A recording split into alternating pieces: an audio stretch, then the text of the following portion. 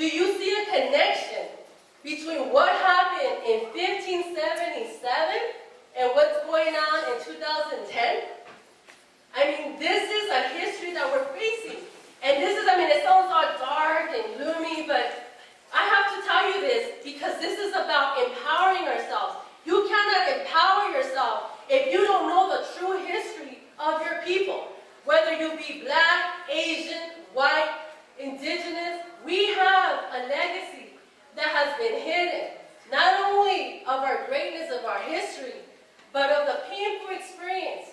And it's painful to talk about these things. You know, it's not something that we can talk about over dinner. Hey, Mom, you know, did you hear about the genocide? Yeah, they killed us, Mom. Yeah?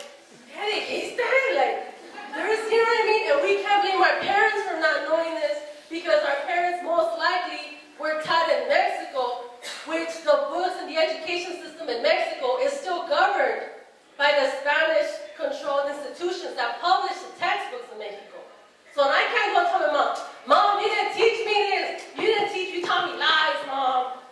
You know, that's not right, you know? But those of us who are here, and those of us who are taking control of what we're learning, you have to remember that you need to take control of what you're learning.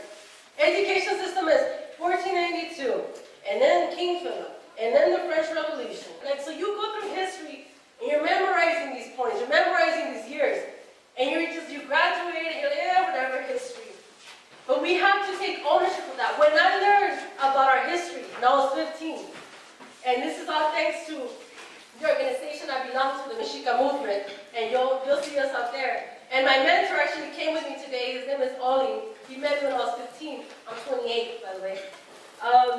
When you learn your history, you start, you know, and at that time when I learned my history, I was ditching. I was going on these punk rock, you know, gigs, and I wasn't really into rap, but I would go anyway because I didn't want to go to school. So, you know, I'm like, hey, cool, whatever. But once I started learning my history, I was like, damn, like, I need to take myself seriously before I go to class and I start checking the professor or the teacher on what he's teaching about Columbus. I can't be ditching for a whole week and then go and be like, you know what, you're wrong. And I come to school because you're teaching lies. No, no, no, no. You have to go to school knowing what you know. Because knowing this information, knowing the history by yourself, it gives you responsibility. So you have to take what you're learning and you have to take it as a responsibility, as a gift. Because you know how many of our people go their whole life without knowing their history? Their whole life, they had kids, they had babies, they had no idea what the word Mexican means. Do you guys know where the word Mexican comes from? Any idea? No. Actually, the word Mexican comes from the original Nahuatl language that we spoke, and it meant Mexica. From Mexica, you get Mexican. That's the English way of saying it. From Mexica, you get Mexicano. That's where the term Chicano comes from. So here we are, calling ourselves a native word, Mexica in English. We don't even know where it comes from. Right?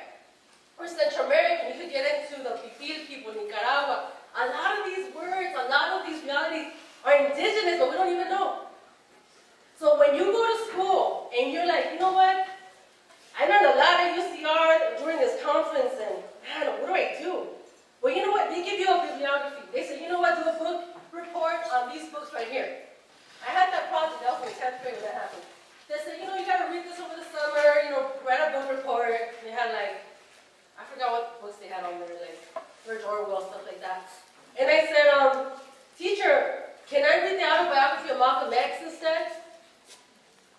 And you know what my teacher said? Sure. And I said, can I, instead of writing an essay, you know, can I write a poem? He said, sure. But it better be 3 or 4 pages. So I read the autobiography of Malcolm X. How many of you know about Malcolm X? A few of us, right? And we always hear real bad stuff about him, right? Like, he's not even mentioned. Well, let me give you some homework. Look him up. Look up what he was against. So anyway, so I'm in the 10th grade and I'm reading the autobiography of Malcolm X. And I'm like, here I am asking the teacher, can I read this of my interest? It's at a good high reading level. And he said, sure, go ahead. So what does that mean? That means that there are teachers willing let you take ownership of your education. That means that there are teachers who cannot put the autobiography of Malcolm X on their list because the principal's looking at everything they're reading and the state's telling them what to teach. But if you take it upon yourself, that you know what, maybe there's something else I can add to it. And you know what, a lot of times those teachers are going to back you up. A lot of those times. So what that means is that you're taking ownership of what's going on in your life. You're taking ownership of what you're learning. And you have to keep in mind, one of the points I want to talk about too is, we don't always get raised with the tools that we need to succeed. You know, we don't have our parents saying, let me see your homework, did you do good? Where's your A? I want to see your A. You know, how many of us have that every day? Our parents are working. And we barely see them till 7, 8 at night. My mom, she thought her C was good. ¿Está bien? Pues la pasaste. I'm like, yeah, you're right. You know? So, you know, that gap between understanding the value of your education and getting by, it's a whole new generation, right? So we can't always be motivated to please our parents because our parents don't know really the value of what we're learning, the value of education, and we cannot blame them for that. Okay? What we have to do is take ownership and be your own source of inspiration. Do this for yourself. Not because of your parents and not because, oh, you know, I'm that girl, I will be better than her. Watch, you'll see.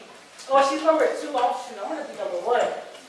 You know, we have all these drives that motivate us, but we have to be our own source of inspiration. And unfortunately, we have to be our own cheerleaders sometimes.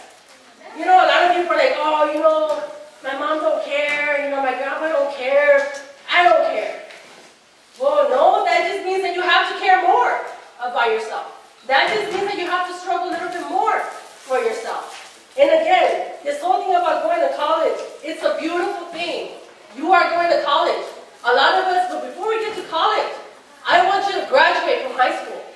Before we talk about college, I want to see your high school diploma on your living room.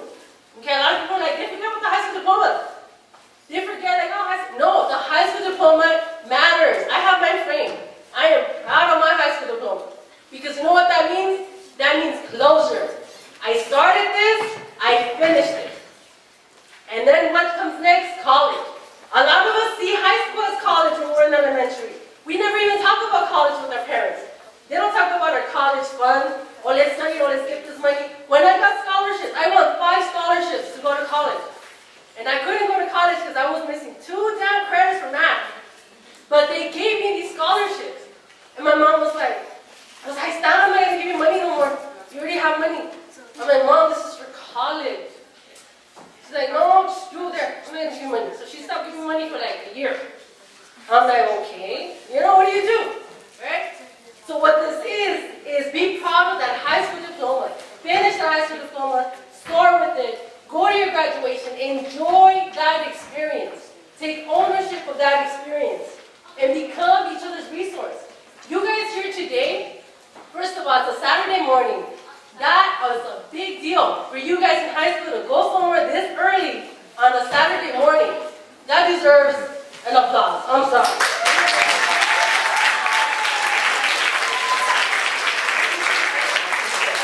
You guys could be sleeping in, like, oh, we'll go to the park later, just some, you know, blah.